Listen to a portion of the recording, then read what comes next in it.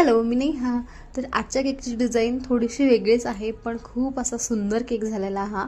तर व्हिडिओ शेवटपर्यंत बघायला अजिबात विसरू नका.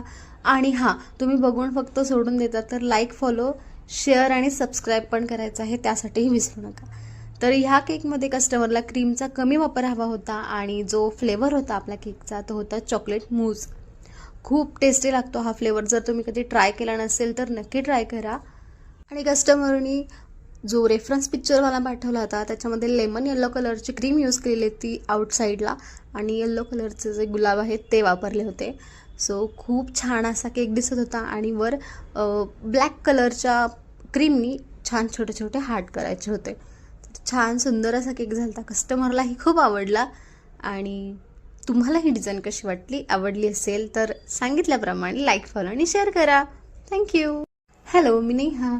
तर आजच्या केकची डिझाईन थोडीशी वेगळीच आहे, पण खूप असा सुंदर केक झालेला हा.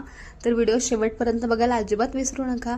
आणि हां, तुम्ही बघून फक्त सोडून देता तर लाईक, फॉलो, शेअर आणि सबस्क्राईब पण करायचं आहे, त्यासाठीही विसरू नका. तर ह्या केकमध्ये कस्टमरला क्रीमचा कमी वापर हवा होता आणि जो फ्लेवर होता आपल्या केकचा तो होता चॉकलेट मूज. खूप टेस्टी लागतो हा फ्लेवर. जर तुम्ही कधी ट्राय केला नसेल तर नक्की ट्राय करा. आणि कस्टमरनी जो रेफरन्स पिक्चर मला पाठवला होता त्याच्यामध्ये लेमन येलो कलरची क्रीम यूज केली ती आउटसाईडला आणि येलो कलरचे जे गुलाब आहेत ते वापरले होते. सो खूप छान असा केक दिसत होता आणि वर ब्लॅक कलरच्या क्रीमनी छान छोटे छोटे हार्ट करायचे होते. छान सुंदर असा केक झाला होता. कस्टमरलाही खूप आवडला.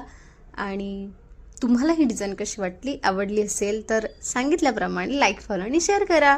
थँक्यू.